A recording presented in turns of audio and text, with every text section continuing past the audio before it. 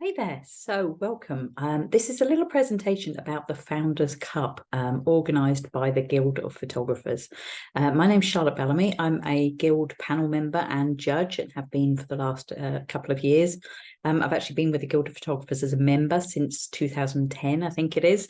Worked my way up gradually through being a registered member to qualified in weddings and open. Then I got my craftsman in landscape and my master craftsman. So here I am, just to give you a little presentation for anybody that has heard of the Founders Cup and would like a little bit more information. And for those of you who are members of the Guild of Photographers and haven't heard of the Founders Cup, maybe you might like to enter if you didn't know what it was all about. Equally, if you're watching this and you're not a member of the Guild of Photographers, do pop over to their website. Go and have a look. There's so much on offer. As I say, I've been a member for probably over 12 years now, and I would never question changing my allegiance to another society or just stopping my association with them, just because when I moved to the Netherlands, it was actually my lifeline into my business, into mentoring, even to keeping my photography going. So it's a really lovely organization to be part of. So without further ado, a little bit about what I'm going to tell you about. So the Guild of Photographers started life as the Guild of Wedding Photographers in 1988. When I joined in 2010, I think it was very heavily weighted towards portraits and weddings. At the time, I was a portrait and wedding photographer, so it suited me perfectly. I joined. There were probably about 400 members back then. Now we're talking thousands. And it's a wonderful, wonderful organisation to be part of. But the founders were Roy and Ian. And they had an idea. They aimed to support photographers and raise standards within the industry by encouraging personal development. And that's something that Leslie and Steve Thirsk hold dear to themselves and have done ever since they took over the running of the Guild of Photographers. They both are so enthusiastic to encourage photographers to be the best that they possibly can. And there are many, many opportunities that you can take part in as a member. So the Founders Cup was based on a little memory of the original founders, and that's why it's called the Founders Cup. And it's awarded in memory of the founders and their aims. So what is it? Okay, so it is a competition, and it's an annual competition. And why I'm giving you this presentation now is because the deadline is the 21st of September. So you have a month if you haven't got started on it. So I just thought it was really timely if you didn't know about it or you wanted a little bit more information about it. Why am I telling you? I'm really enthusiastic about this because I love working in sets of images. I put together my craftsman, I put together my master craftsman, I tutor, I mentor, and I give courses on cohesive project creation. And so I really believe it's a really good skill to have. And this is like a little jumping springboard between qualified status with the Guild, which is a set of 21 images, which doesn't have to sit that cohesively together, before craftsman, which is required that you have to have these images working as one. So to work on a set of 3 is a nice sort of little interim. It is only open to members of the Guild of Photographers, but if you are a member, you are registered. As it said, it's restricted to registered and qualified members. So if you have a craftsman or your master craftsman, unfortunately, you're out of the running of this one. It is aimed at people making the next step, basically. It's aimed at people who maybe don't quite believe in themselves, to be honest, who haven't been brave enough to take the next step. And I know this from who I've spoken to about whether they're entering or not. And so many people have said to me, oh, but I'm not good enough. And I'm like, but you are. As long as you can get 3 good images together that sit together as a 3, you can enter this, okay? Also, the other rule that's quite strong is that you're not to have previously won any regional, national or international photography competitions run by photographic bodies.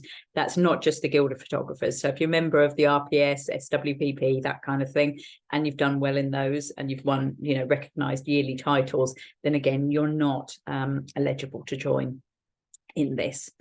But what you're doing is that you are getting your first taste of submitting a themed or cohesive body of work for assessment. And this is to encourage you to take the next step on your journey.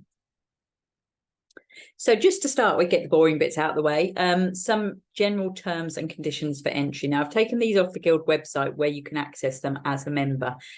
So if you are interested and you are a member watching this, go and have a look at the rules, okay? You'd be silly to enter any competition, whether it's a Guild competition or one that's on the internet or, you know, print copy anywhere like that. You would be fairly silly not to read the rules, to be honest, but people don't. It is restricted, as I say, to the members, as I mentioned. You must be the owner of all the elements of your submitted work. If you're using digital backgrounds, if you're using backdrops, you must make sure that they're yours. Same with textures, overlays. If they make up a major part of your image, you must be the author, and surely that gives you more pleasure if you've done it all anyway. You must also be you may not take images and use them from training workshops, portfolios, group photo shoots, that kind of thing, because there may have been some guidance offered with lighting, setup, that kind of thing. So just as a blanket, you shouldn't be entering images from workshops either. Images must have been taken within the last 36 months. So you've got quite a good 3 years. I mean, we all got out a little bit during COVID, but that's still with us within the last 36 months. But you can pick up from anything within your back catalogue. Those of you that enter Image of the Month, you may enter Image of the Month images as well. There's nothing to stop you doing that. Just remember that impact is a major element of this competition. And so if all your images have been seen elsewhere, they might not have quite the same wow factor as if you put something brand new in front of the judges. There's a few other rules in there. I'm not going to dwell too much on them. I would like to just mention briefly competition ethics. The Guild does take ethics very seriously within its competitions. It does check up on things like whether you have been photographing at a workshop, if there's any questions. It does also check up animal cruelty, for example, use of baited hides for the kingfishers. If your image is taken of a fox, for example, on a fox hunt, something like that. These things all constitute a breach of the ethics of the competition. Also, plagiarized work, so those very similar to something that's been seen before, whether it's your work or not your work, you need to be a little bit careful about what you're copying from other people. As I always say, and I've just produced article in the latest Creative Light magazine all about using inspiration from other people but not copying. It can give so much more pleasure if you do it on your own 2 feet rather than just, you know, using someone else's idea. And finally, as in all competitions, the judge's decision is final. And please be aware that if you do break the rules, you will be disqualified. So it's just much better to check the rules before you start. So what I'm going to do is just run you through here a few of the winners from the last 3 years. It's lovely to see. I don't want to scare you how good they are, but they are pretty good. That said, you know, there is a top 10. So basically all the entries are whittled down to a top 10. Then the top 10 is judged by a print competition. So if you enter, you'll be judged digitally to start with. But if you get down to the top 10, you must then print your images. And the print quality of your images will also have an effect on the result. So that's something worth thinking about. And for many people who don't print their images, that might be quite a scary thing. But, you know, it might give you the first taste of doing it. So this is the winner from last year, Sarah Dowdall's beautiful monkeys. They could be apes, I don't know. But what I want to pull together and just show you in these winners is why they became the winners. And what you're looking for is a set of 3 images which work beautifully together, that produce a story, and extra provision of information, that give you an extra emotion than any one image of these would have done alone. So here, Sarah's used this lovely layout of 2 landscape and a portrait in the middle. You can use whatever combination you want. You could have 2 squares and a portrait in the middle. You could have 2 landscapes. You could have 3 landscapes. It doesn't matter at all. It's your choice. But what you want to do is make sure you present them as you want the judges to look at them. So if you want them all up above each other, then you need to tell them that's how you want them to be read. Anyway, Sarah's used beautiful similar background, well, probably exactly the same background on all of these images. Same lighting, same color palette, same post-processing. The actual photography is absolutely stunning. The lighting is lovely. The posing's super. I'm sure she couldn't give him much direction, but and then the backdrops, again, lovely muted palette, which does not detract from the subject matter itself.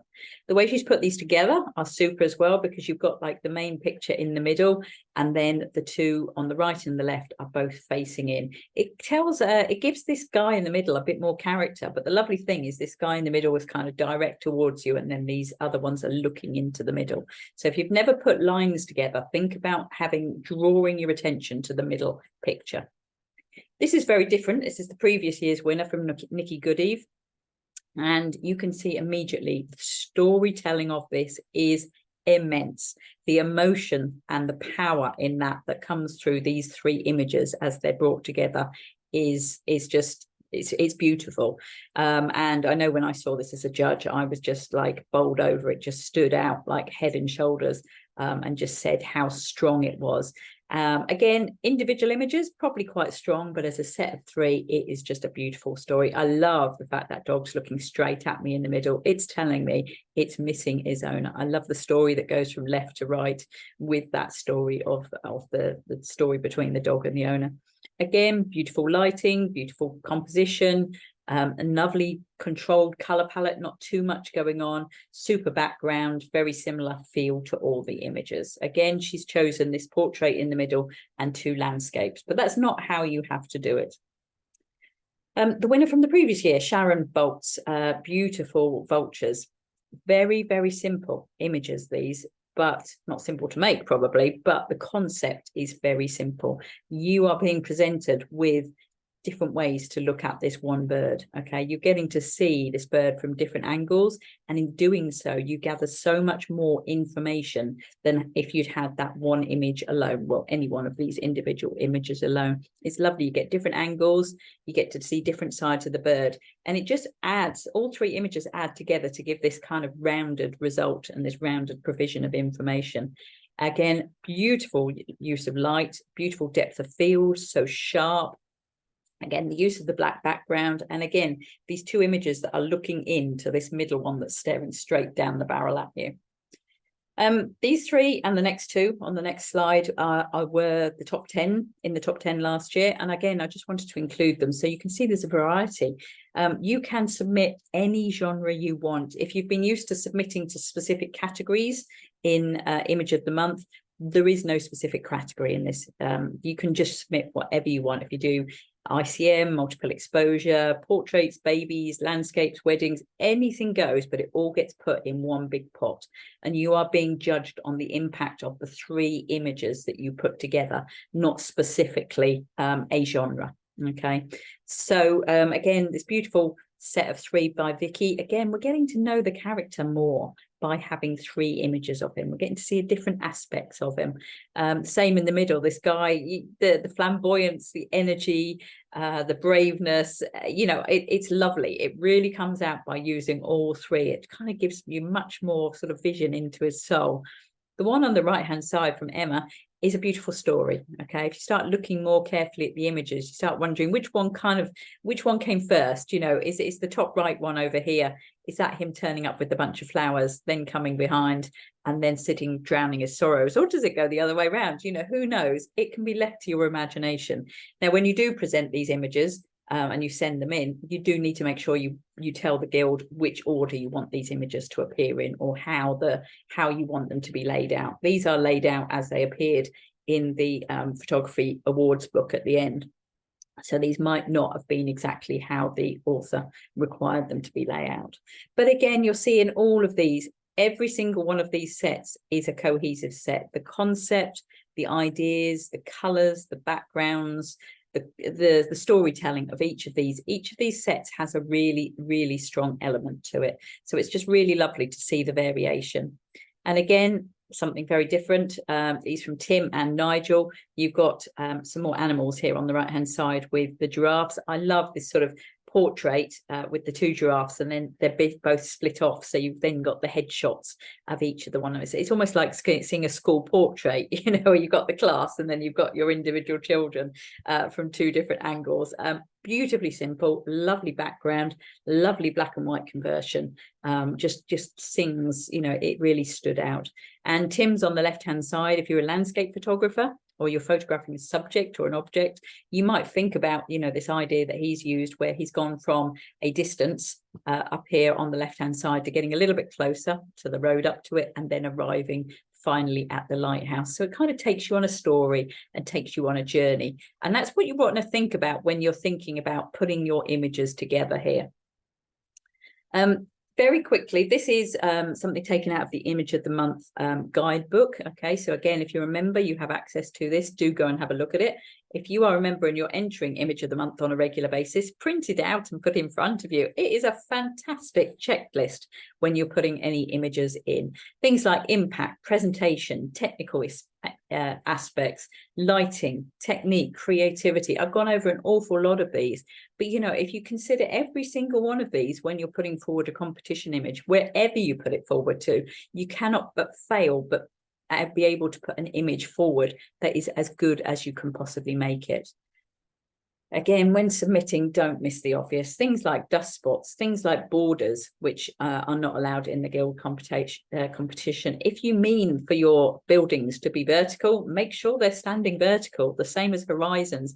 There's nothing worse than seeing the sea draining out of a picture on the left-hand side because it's not been straightened.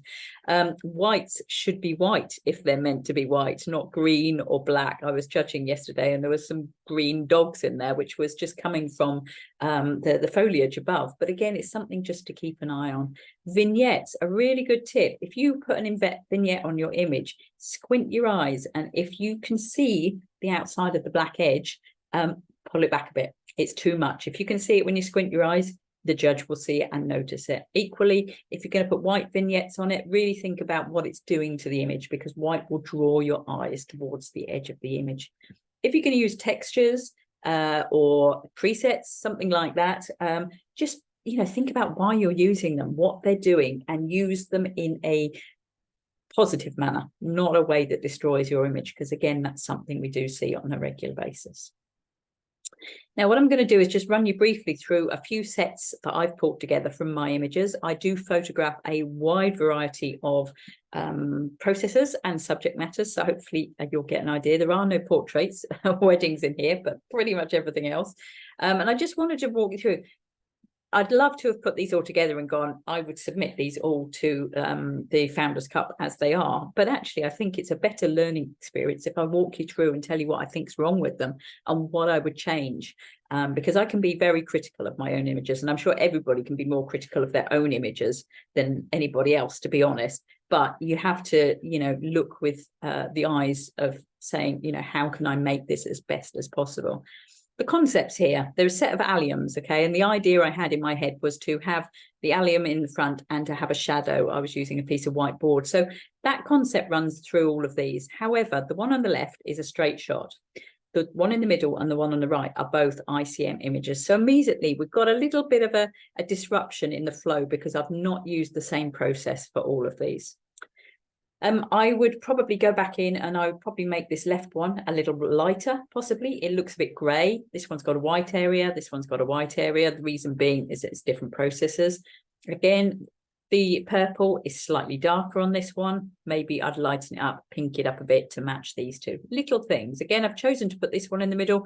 I don't actually think it's the strongest one. I think this one is probably the strongest one. So should I go and think about, you know, wanting to put this as a set, I might go and look for some alternatives from the set that I know I've got to pull together. Grass. I love grass. And I'm just following a course with Paul Sanders at the moment, 100 days of grass. Who would know you could photograph grass for 100 days? But it's been wonderful. Anyway, I digress. Get 3 images that work together, but make sure they're not too similar. Okay, I think in this situation I have run the gauntlet and maybe played it too safe, to be honest. I really like the 2 on the left.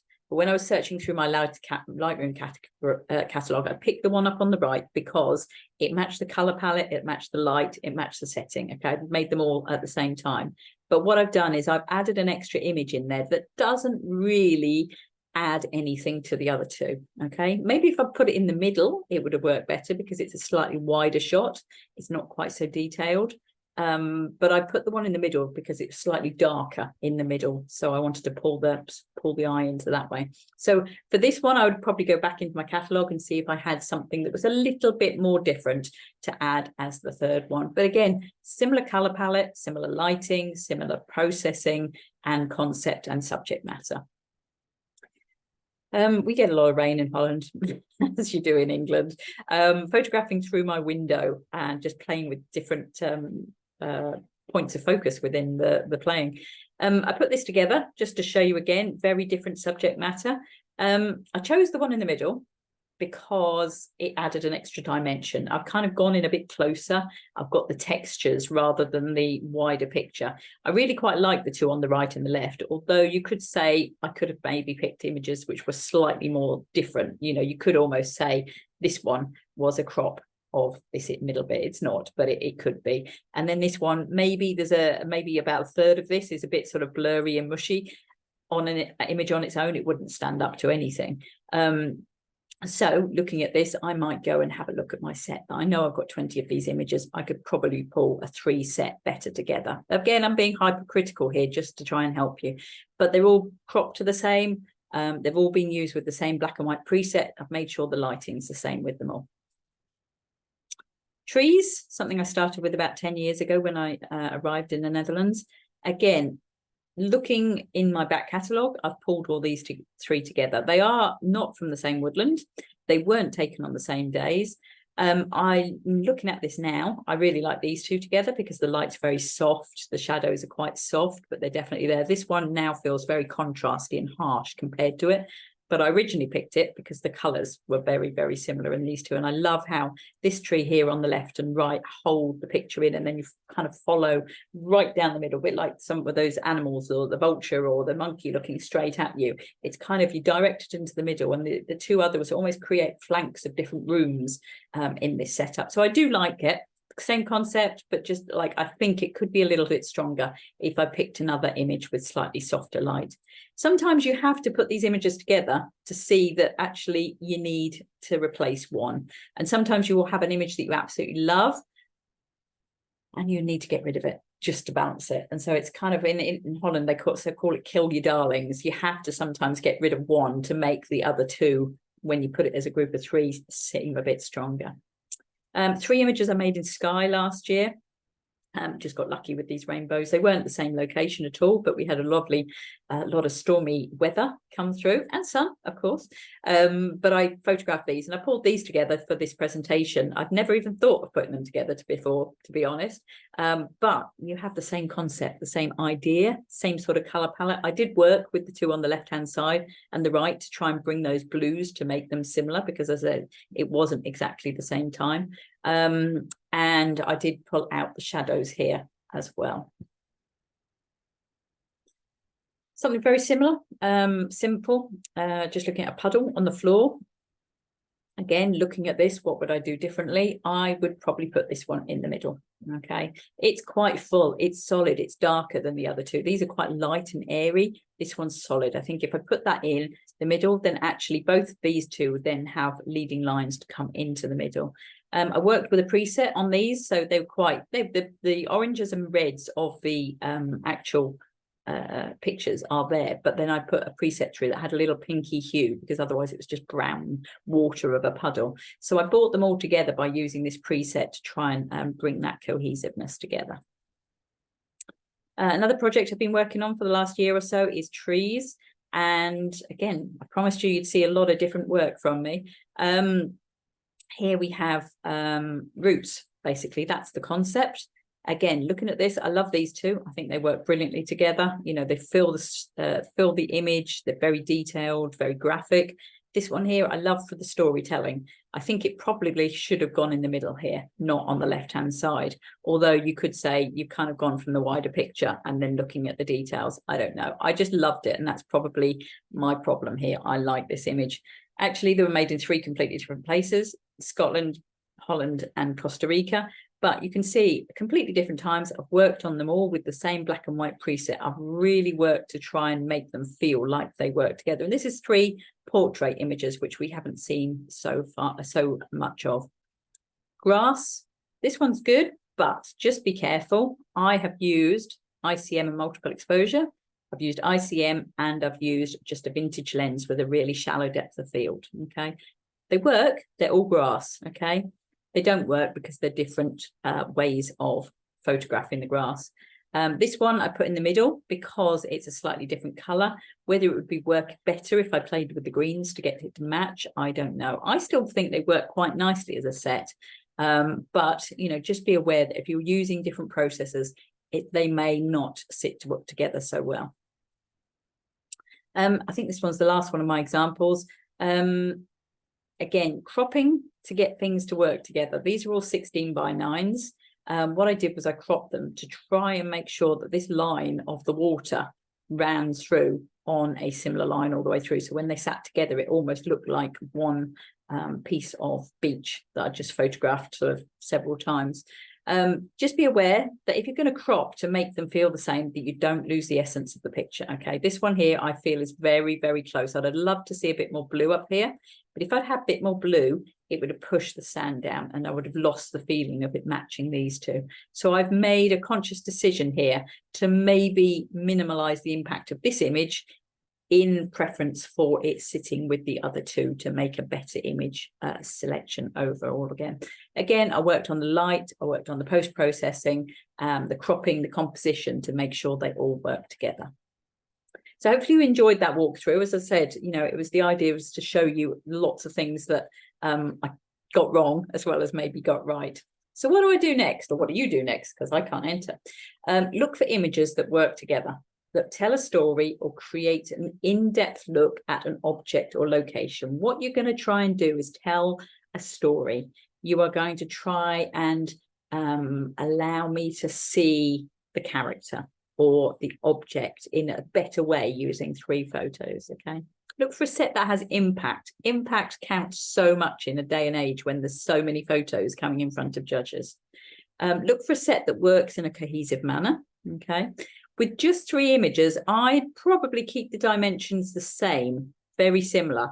I certainly wouldn't put 3 different dimension images. I wouldn't put a square, a 6x4 and a 16 by 9. You could get away with 2 16 by 9s in a square, or 2 squares and a you know, a 16 by 9, but do keep it balanced, okay, when you're presenting it.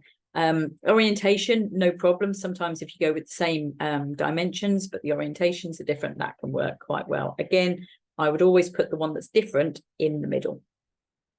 Absolutely any subject matter, as you've seen from the examples, goes. Think original, unique, and wow, okay? If you can think outside the box a little bit and have a bit of fun with this, it will probably pay dividends. If you get to the final 10, you're going to need to have your images printed, okay? Colour World, Loxley and One Vision are all trade partners of the Guild of Photographers, and certainly with Colour World, possibly with the other 2, if you contact them and say you're actually entering this competition, they will probably help you make a decision on the paper choice that you want to use. It can actually have a massive impact on how impressive your photos look if you get the paper choice right. If you're enthusiastic about this and you've got your 3 done and you've sent them to the Guild of Photographers and you think, gosh, I really, really want to see what paper to use, why not get some 6x4 test prints made of each of the 3 pictures and get them in 3 different papers, you know, a Hahnemolle, rag paper, a gloss, and a pearl or something, or a matte, you know, some ones that you're thinking, do them in 6x4s. It's not going to cost the earth, but you'll have a really good idea about whether you like to power the blacks through, or whether you want to keep the details, or whether you want the colours to sing. All different papers will have an effect on all of these. I've put this slide in to say that you are good enough to enter this, okay? I have spoken to so many people in my creative group who say, but I'm just not good enough. And, you know, you might say, having seen the winners from the last 3 years, maybe your images aren't quite as good enough. But you know what? What have you got to lose? What is the worst that could happen? This is a free competition open to every guild member, okay, within the rules that we discussed earlier. What's the worst could happen? You don't get to the top 10, okay? So what? You know, you might enter Image of the Month on a regular basis and never attain that silver award you want, but you're still proud of what you've put in. That doesn't matter, okay? If you don't tell anybody you're entering, nobody will know whether you've got there or not anyway. What's the best that could happen, okay? You could get to the top 10. You could be there on the stage at the Guild of Photographers Awards in February, taking delivery of a fantastic prize and feeling like $1 million. But if you don't enter, you'll never know. Image a month entries are permitted, okay, so those of you that enter those allowed. Remember, last 36 months, please make sure the file sizes are big enough to print. If you're interested in entering, go onto the Guild website and find your way through to the Founders Cup page, because everything in there about the dimensions, the pixel size, how to upload, everything is outlaid in there. Remember to scrutinize your whole print at 100%, no dust spots, no cloning accidents or issues, borders, halos, fringing. I do mention all of these because I judge on a monthly basis and I see them come up on a monthly basis. People who have produced the most beautiful images, and then there's just a silly mistake because you haven't gone in and checked at 100%. Just take that 5 minutes to go and give it a last check before you submit anything. Your timeline for submissions, the reason why I said at the beginning why I'm telling you this is that you have just over a month now to submit, 21st of September. Again, as I said, go onto the webpage and you'll see how to submit these images. Those shortlisted as finalists will be notified by the 1st of November. And then if you're shortlisted, you'll need to print your 3 images on a paper of your choice at 10 by 8 or slightly bigger, because it must cover at least 80 square inches. And then the prints have got to arrive with the Guild of Photographers by the 30th of November. For this, no prints mounts are required. It's just going to be flat prints, but they will then be judged in December by a panel.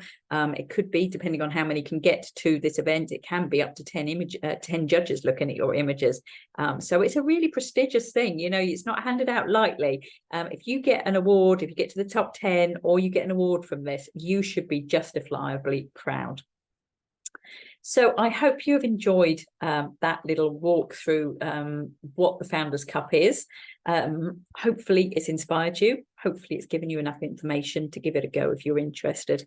If you're still unsure, do get in touch with the Guild the normal ways you would through their email system. If you're interested in joining the Guild, again, do pop onto their website. There's loads of information. If you know somebody that's already in the Guild, I wouldn't say me, because I don't gain from having you join. However, if you can get to know another previous member, they will give you a money off voucher, and they also get a little thank you for introducing you. So you save money if you can find somebody that is already a Guild member. And yeah, as I say, great association to be part of. Hope you've enjoyed it, and good luck if you decide to enter. I look forward to seeing all the images later in the year. Thanks a lot for watching.